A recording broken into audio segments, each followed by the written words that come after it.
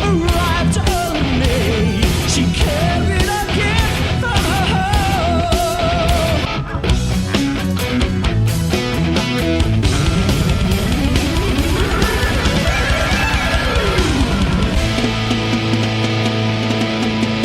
Apa yang ada di pikiran kita saat pertama kali mendengar kata-kata Dream Theater? Ya, kalau saya pribadi, yang terbayang adalah sebuah big band orkestra yang kompleks, yang juga dilengkapi dengan brass section, harpa, timpani, dan lain-lain. Tapi, sepertinya tidak ada nama lain yang lebih pantas untuk band ini selain nama Dream Theater.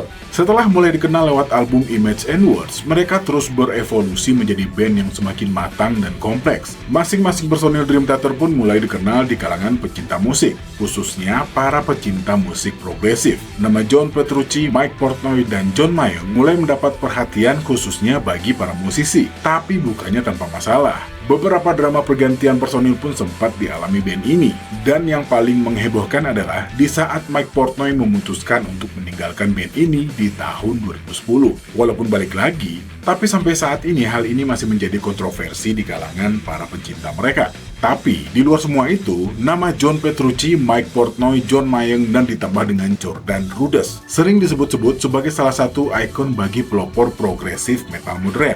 Mereka adalah musisi yang dikenal karena prestasi, karya, dan skillnya. So, ladies and gentlemen, this is the Dream Theater.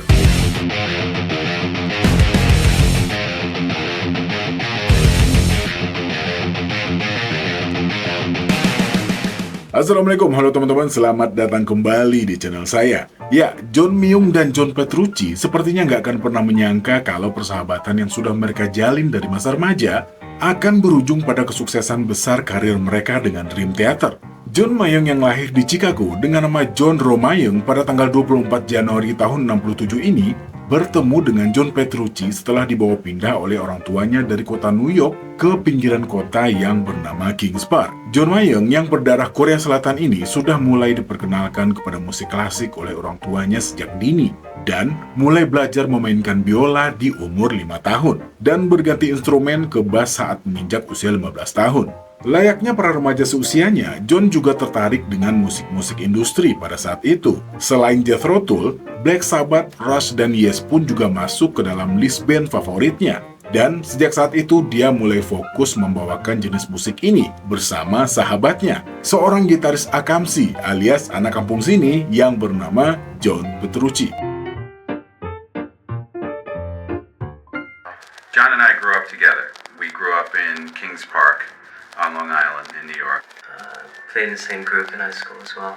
John Petrucci sendiri lahir di Kings Park pada tanggal 12 Juli tahun 67 dengan nama John Peter Petrucci, seorang gitaris Amerika berkebangsaan Italia yang sudah serius menekuni gitar sejak usia 12 tahun. Dan dia mengaku sudah mulai bermain gitar semenjak usia 8 tahun. Namun hasratnya hilang karena pencapaian yang sia-sia. Dan akhirnya, di saat menginjak usia 12 tahun, dia kembali meraih gitarnya setelah teman masa kecilnya yang bernama Kevin Moore mengajaknya bergabung untuk sebuah band cover yang bernama Centurion.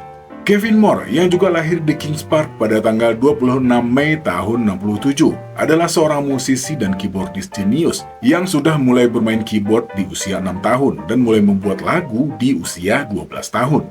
Para musisi jenius ini menghabiskan masa remaja mereka dengan berlatih dan terus mengambil influence dari band-band progresif seperti Rush, Yes, Queen Rich, dan lain-lain. John Mayall mengenang, ada banyak aktivitas musik di lingkungan saya, itu sangat keren. Untuk beberapa alasan, semua teman saya sangat menyukai musik dan mereka mulai membentuk band. John Petrucci membentuk sebuah band di lingkungannya, dan saya adalah bagian dari sebuah band di lingkungan saya. Itu hanya semacam kumpulan musisi yang rapi, dan kami semua nongkrong bersama dan bertukar rekaman.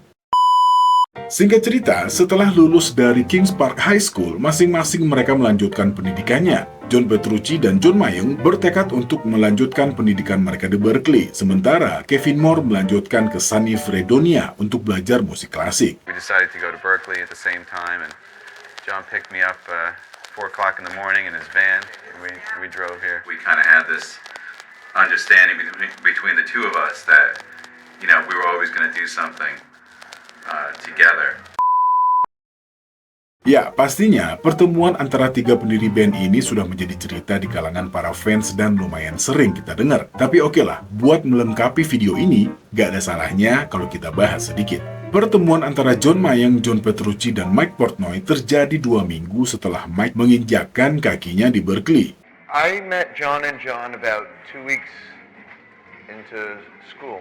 They saw me jamming one day with my roommate, who was also a drummer. We looked through glass, window at one of the doors, one of the practice rooms, and we saw this guy, and just the way that he was playing and the types of drums that he had, and we eventually introduced ourselves in the cafeteria at Berkeley. Setelah berkenalan di kantin kampus, mereka mulai akrab dan fakta bahwa Mike juga berasal dari daerah yang sama membuat hubungan ketiganya menjadi lebih dekat. Mike Portnoy sendiri lahir dengan nama Michael Stephen Portnoy pada tanggal 20 April tahun 67 di Long Beach, New York, yang juga memiliki darah Yahudi dari sang ayah, Howard Portnoy. Mike Portnoy dari kecil sudah tidak asing dengan musik dan dunia musik. Sebagai anak dari seorang DJ di sebuah stasiun radio lokal, melalui koleksi piringan hitam sang ayah, secara nggak langsung membuat Mike Portnoy juga mempunyai banyak referensi menyangkut selera musiknya, termasuk Rush, Queen, Led Zeppelin, The Who, Iron Maiden, dan pastinya The Beatles. Drummer yang mengaku belajar drum secara otodidak ini sudah memulai karir musiknya dari bangku sekolah dengan band masa remajanya yang bernama Rising Power dan Inner Sanctum yang sudah sempat mengeluarkan single bahkan album indie. Dan sebuah fakta menarik, bahwa Mike Portnoy masuk ke Berklee College of Music melalui jalur beasiswa. Wow, keren. Singkat cerita, formasi awal yang terdiri dari trio ini mulai berlatih secara rutin. Kebanyakan mengcover lagu-lagu Rush dan Iron Maiden. Pada awalnya, mereka memberi nama Majesty untuk band ini, yang terinspirasi dari lagu Rush yang merupakan band favorit mereka. Where we came up with the name Majesty. That's right. Right here. In fact, I think we were talking about a Rush song. Well, we had a boombox. We were listening to Rush tunes. Bastille Day? Bastille Day came on. Yeah. Yeah, we were like, oh, it's so majestic. Their music is so majestic. And then somebody said, Majesty, that would be a great name. Dan untuk melengkapi band ini, mereka menghubungi Kevin Moore dan seorang vokalis yang juga berasal dari daerah yang sama, yang bernama Chris Collins. Walaupun menurut John Petrucci sendiri, Chris tidak dikenal sebagai vokalis pada awalnya. Dan seiring berjalannya waktu, sambil terus berlatih dan bermain, mereka pun mulai menyadari sesuatu. Untuk lebih serius dengan Majesty, mereka harus memilih apakah tetap melanjutkan pendidikan atau fokus dengan masa depan band. Dan akhirnya, mereka pun memutuskan untuk meninggalkan pendidikan mereka dan fokus mengembangkan karir dengan Majesty. Setelah melalui banyak jam latihan dan tanggal pertunjukan di sekitar wilayah New York City, mereka pun merilis sebuah demo pada tanggal 1 Juni tahun 86 yang berjudul The Majesty Demos. Tapi karena belum merasa puas dengan performa frontline mereka, Chris Collins pun dipecat dan digantikan oleh Charlie Dominici, seorang vokalis yang jauh lebih tua dan mempunyai lebih banyak pengalaman dari para anggota Majesty. Bersama Charlie, mereka mulai semakin percaya diri dan mulai menambah jadwal panggung yang secara tidak langsung juga meningkatkan exposure dari band ini. Tapi masalah baru pun muncul seiring dikenalnya nama Majesty. Ya, sebuah band yang juga bernama Majesty yang berasal dari Las Vegas menuntut John dan teman-temannya untuk mengganti nama mereka. Dan gak main-main, mereka juga mengancam akan melakukan tindakan hukum atas pelanggaran hak kekayaan intelektual terkait penggunaan nama mereka. Sehingga, mau gak mau, Mike and the Gang pun terpaksa harus mengganti nama band ini untuk terhindar dari masalah di masa depan. Setelah berbagai usulan nama yang sempat mereka pertimbangkan, diantaranya ada nama Magus dan M1, termasuk nama Glaser yang sempat mereka gunakan sekitar 1 minggu. Tapi sayangnya mendapatkan reaksi yang kurang baik dari para penggemar. Akhirnya, ayah Mike menyarankan nama Dream Theater yang terinspirasi dari nama sebuah bioskop kecil di Monterey, California.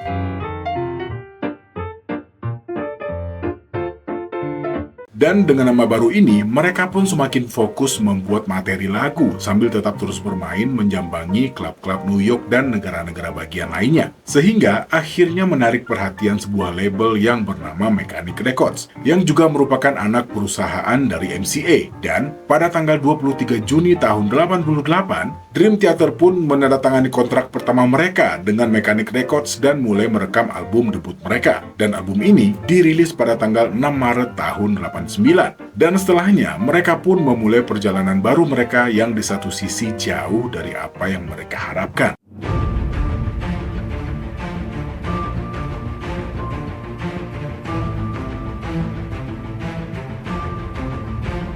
Ya, album pertama ini dinamakan dengan Dream and They Unite dengan Mechanic Records sebagai label dan Terry Dead sebagai produser. Selayaknya band baru dengan semangat baru, seharusnya Mechanic Records pun harusnya sekuat tenaga untuk mendukung band ini, baik itu secara promosi maupun fasilitas. Tapi, apa yang mereka harapkan jauh dari harapan. Selain melanggar sebagian isi kontrak yang menyangkut masalah keuangan, mereka seakan-akan sengaja dibiarkan begitu saja, tanpa dukungan promo yang berarti, dan tur pun hanya dilakukan di sekitaran kota New York. Di tempat lain, saat itu sang vokalis Charlie Dominici dirasa belum memenuhi ekspektasi. Setelah beberapa kali pertunjukan, para personil Dream Theater merasa vokal Charlie tidak bisa memenuhi keinginan mereka. Akibatnya, Charlie Dominici pun dipecat setelah 4 kali pertunjukan. Dan setelahnya, Dream Theater pun memulai kembali pencarian vokalis untuk band ini. Dan penampilan terakhir Charlie bersama Dream Theater adalah sebagai pembuka untuk band yang bernama Marillion.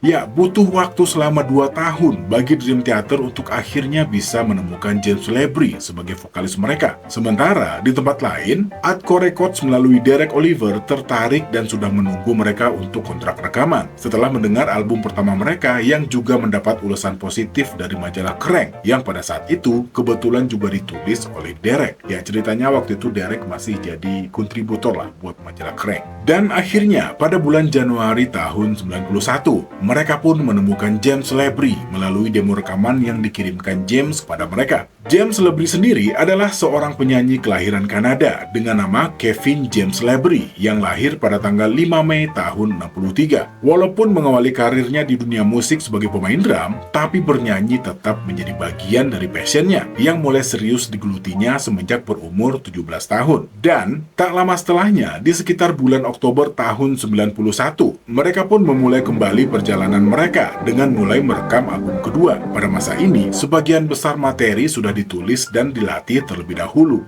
dan bahkan telah dicoba untuk dimainkan, dan sebagian besar juga berdurasi lebih dari 7 menit. Bahkan, sebuah lagu yang berjudul Change of Season berdurasi 17 menit, dan dengan bantuan Derek Oliver, mereka kembali meramu lagu-lagu mereka, dan mengeluarkan track Change of Season dari album ini. Dan album kedua mereka yang akhirnya juga membuat mereka dikenal di dunia ini pun dirilis pada tanggal 7 Juli tahun 92 dengan lagu Metropolis Part 1, The Miracle and the Sleeper, sebuah lagu yang menjadikan Dream Theater dinobatkan sebagai band progressive metal. Berkat lagu Pull Me Under, Dream Theater mulai dikenal oleh para penggemar musik. Lagu ini tiba-tiba diputar di berbagai radio. Dan agar tak kehilangan momen, label pun segera membuatkan video klip untuk lagu ini. Dan setelahnya, MTV juga gak ketinggalan menampilkan video klip Pull Me Under, bahkan sampai 6 kali pemutaran dalam sehari, yang membuat nama Dream Theater mulai dikenal di seluruh Amerika, bahkan Asia. Setelahnya, rangkaian tur panjang pun mereka lakukan dalam rangka mempromosikan album ini, termasuk jadwal tur di Amerika, Eropa, dan Jepang.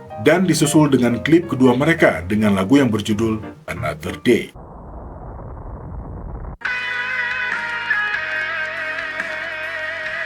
Setelah tur, mereka pun segera memasuki studio untuk album berikutnya. Tapi kali ini, perjalanan yang lebih berat mewarnai proses pembuatan album ini, yang akhirnya membuat salah satu dari mereka harus pergi meninggalkan band.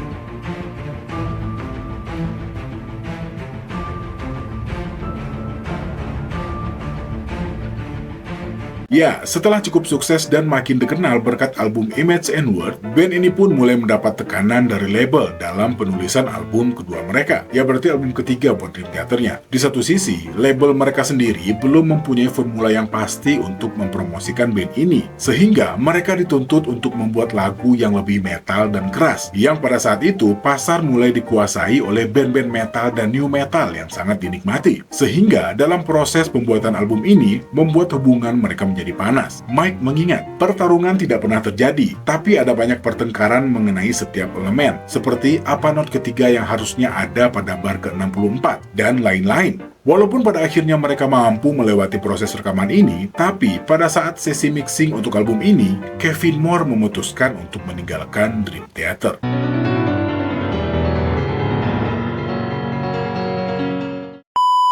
Ya, di satu sisi, sebenarnya gelagat aneh Kevin Moore mulai terlihat semenjak akhir tur untuk album Image and Words. Menurut James, Kevin mulai terlihat lebih menjauh dan lebih sibuk dengan dirinya sendiri. Bahkan saat mereka sibuk menyusun materi untuk album ini, Kevin jarang terlihat, katanya. Kalau cerita John sendiri, ya John Petrucci ya, pada saat itu, dia, Mike Portnoy, dan James Labrie kalau nggak salah, sudah mempunyai pasangan alias pacar. Dan ya, cerita-cerita yang mungkin bikin stres atau keluh kesah mungkin bisa mereka ceritain lah ke pacarnya. Sementara waktu itu katanya Kevin Moore jomblo. Jadi seakan-akan Kevin Moore ini ditinggalin gitu, padahal nggak juga gitu. Dan kayaknya Kevin Moore ini rada sensitif juga orangnya. Dan sementara John Mayung ya sibuk dengan dunianya sendiri, kata John Petrucci. Ya, Kevin Moore sendiri mengatakan kalau dia ingin lebih berkonsentrasi pada jenis musiknya sendiri. Dalam sebuah siaran pers pada tanggal 22 Agustus tahun 94, dia mengatakan, sampai pada suatu titik di mana pandangan saya sangat berbeda dengan anggota band lainnya, sehingga kami mengalami kesulitan untuk saling memahami ide satu sama lain. Dan pada saat yang sama, saya menemukan banyak sekali kepuasan dalam menulis dan merekam materi saya sendiri. Pada akhirnya, hal ini menjadi lebih penting bagi saya daripada apapun, katanya. Dan setelahnya, walaupun tanpa seorang pemain keyboard, album ini pun tetap dirilis pada tanggal 4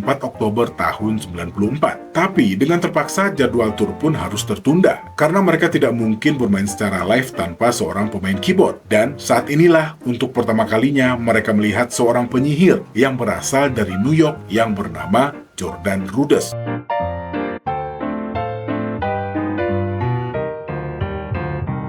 Saat pertama kali mendengarkan permainan Jordan, para member Dream Theater langsung terpesona dan kagum dengan apa yang mereka saksikan. Gimana enggak? Pada saat itu, Jordan sendiri sudah dikenal sebagai keyboardis handal, bahkan telah dinobatkan sebagai Best New Talent oleh sebuah majalah keyboard. Dan mereka juga sangat yakin bahwa Jordan Rudess lah keyboardis yang paling tepat untuk band ini. Tapi, setelah sempat bermain untuk satu kali pertunjukan, Jordan belum tertarik untuk bergabung. Dia lebih memilih untuk mengikuti tur bersama The Dixie Dregs dan menolak ajakan Dream Theater untuk bergabung dengan mereka. Dan dengan keterbatasan waktu yang mereka miliki, akhirnya Dream Theater memilih seorang keyboardis yang juga berasal dari Berkeley, yang saat itu juga sudah bermain dengan Alice Cooper dan Kiss, yang bernama Derek Sherinian. Setelah menjalani tur selama beberapa bulan, akhirnya Derek dinobatkan sebagai member tetap Dream Theater pada awal tahun 95. Dan setelahnya, perjalanan yang semakin berat pun menanti band ini. Bahkan Mike Portnoy sempat memutuskan untuk meninggalkan Dream Theater setelah merilis album Falling into Infinity.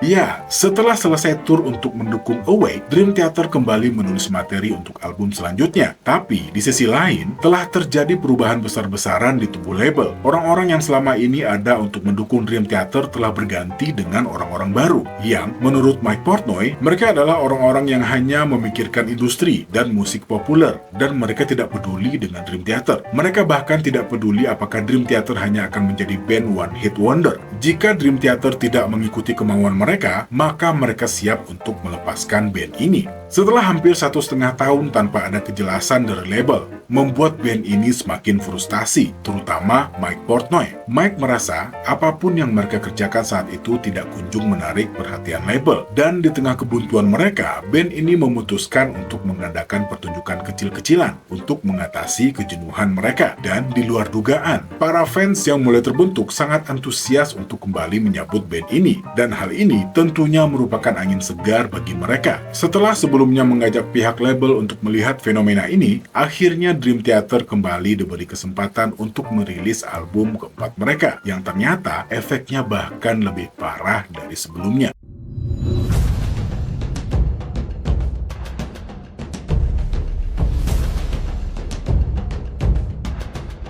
Lanjut, album yang berjudul Falling into Infinity ini dirilis pada tanggal 23 September tahun 97. Setelah sebelumnya mereka sempat merilis album Change of Season sebagai bentuk apresiasi kepada para penggemar yang terus menanyakan rilisan baru band ini. Tapi, apa yang berada di dalam album keempat ini tidak membuat keadaan menjadi lebih baik. Di satu sisi, Mike Portnoy merasa campur tangan label sudah sangat terlalu jauh, membuat beberapa lagu mereka akhirnya diaransemen ulang, termasuk satu lagu lagu yang gagal masuk ke dalam album ini yang berjudul Metropolis Part 2. Sementara menurut John Petrucci, ini adalah sebuah album yang sangat bagus. Ya, katanya pada tahun 2014, John mengatakan bahwa album ini mereka tulis sesuai keinginan mereka. Ya, dan katanya pihak label sebenarnya juga tidak terlalu campur tangan dalam urusan penulisan lagu-lagu di dalam album ini. Ya, gitu katanya. Yuk, kita lanjut. Dan akibatnya, karena merasa keinginannya tidak mendapat perhatian dari label dan teman-temannya, sebelum melakukan tour untuk album ini, Mike Portnoy mengumumkan kepada band kalau dia akan meninggalkan Dream Theater. You know, it was frustrating and we were feeling a lot of turmoil within the band. I did not want to compromise. I wanted to stick to our guns and continue with the 12-minute songs,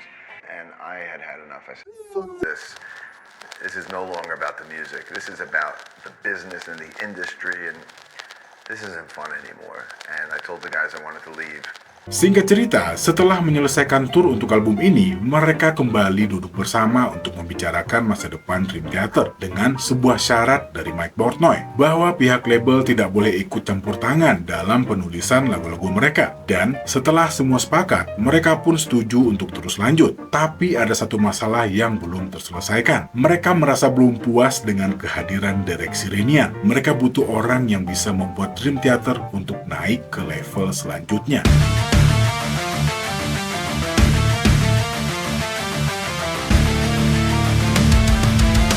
Pada tahun 97, Mike Varney dari Magna Carta Records mengundang Mike Portnoy untuk membentuk sebuah supergrup progresif yang akan menggarap sebuah album. Band yang nantinya diberi nama Liquid Tension Experiment ini terdiri dari Mike Portnoy pada drum, John Petrucci pada gitar, Tony Levin pada bass, dan Jordan Rudess pada keyboard, yang saat itu juga telah selesai dengan Dixie Drex. Di satu sisi, ini adalah kesempatan bagi Mike Portnoy dan John Petrucci untuk akhirnya bisa bekerja dengan Jordan Rudess, dan ini juga merupakan kesempatan bagi mereka untuk mencoba mengajak kembali Jordan bergabung dengan Dream Theater. Dan pada tahun 99, setelah John dan Mike meyakinkan John Mayeng dan James Labrie, mereka melepaskan Derek Sherinian dan menobatkan Jordan Charles Rudess menjadi pemain keyboard Dream Theater. Dan secara tidak langsung, hal ini juga merupakan akhir dari kerjasama Derek Sherinian dengan band ini. Lalu, setelah bergabungnya Jordan Rudess, kali ini Dream Theater hadir dengan membawa sebuah album masterpiece dengan judul Metropolis Part 2 Scene from a Memory.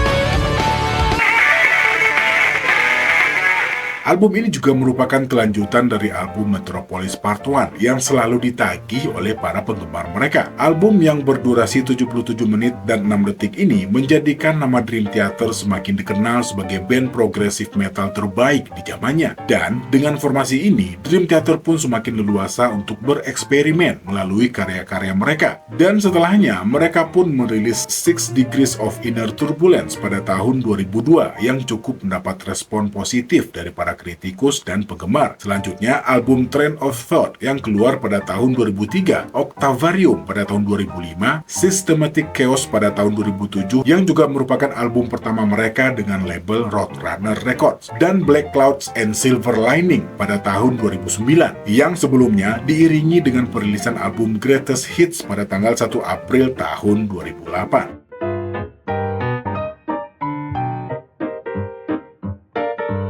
Dan setelahnya, sebuah kabar yang menggemparkan jagat raya musik dunia dan sebuah keputusan yang sampai saat ini masih jadi bahan perdebatan di kalangan para pecinta Dream Theater. Tepat pada tanggal 8 September tahun 2010, Mike Portnoy mengumumkan bahwa dia akan meninggalkan band ini dengan alasan menemukan suasana yang lebih baik di proyek lain, termasuk juga kelelahan dan keinginannya untuk beristirahat.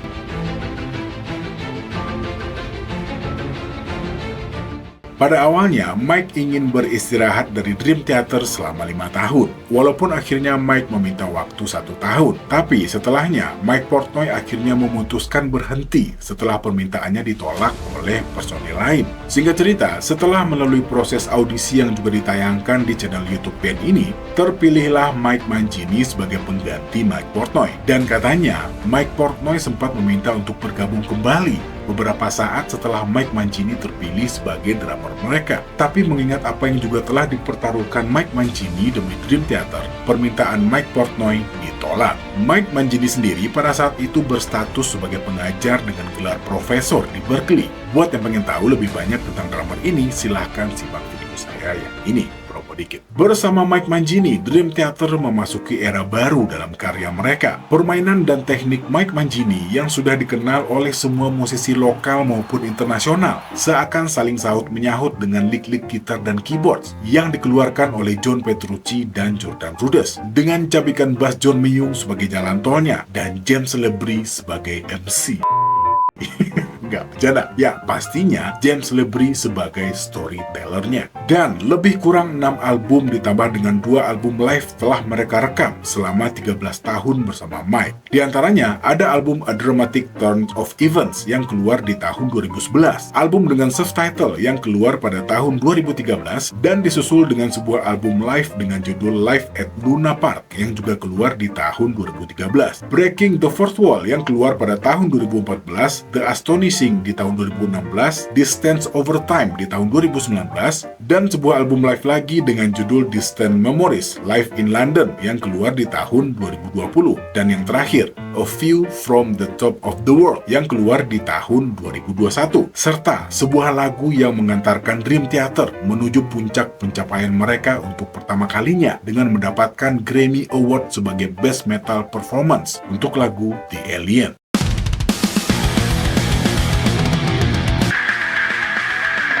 Tapi, pada tanggal 25 Oktober tahun 2023, sebuah kabar mengejutkan kembali datang dari band ini. Ya, dikabarkan kalau Mike Portnoy kembali bergabung dengan Dream Theater.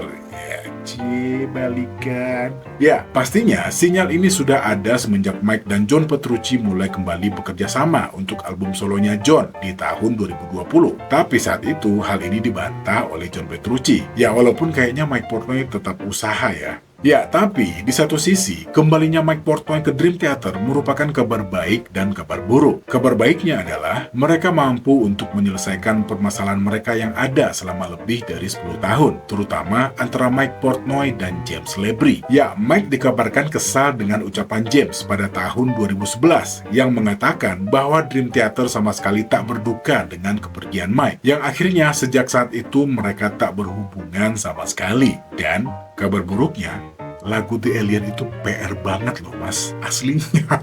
Lagu biasa aja udah pusing. Ya, tapi di luar semua itu, selain sebagai seorang seniman sejati, Mike Mancini juga mempunyai kebesaran hati yang luar biasa. Dengan semua pencapaian dan prestasi yang diperoleh dan juga nama besarnya, dan ya walaupun hubungan mereka lebih ke hubungan kreativitas, tapi bukan hal yang gampang untuk bisa menyerahkan kembali tahta yang sudah ikut dibangunnya bersama para personil Dream Theater. Walaupun Mike Mancini mengaku kalau posisinya di Dream Theater hanya sebatas membantu band ini untuk tetap terus berjalan dan berkarya. Ya, tapi dengan apa yang sudah ikut dibangun oleh Mike Mancini, ini bukan lagi hanya sekedar membantu. Ya, Mike Mancini telah membawa Dream Theater ke puncak karir mereka dengan ikut menyumbangkan Grammy setelah 30 tahun karir mereka di dunia musik.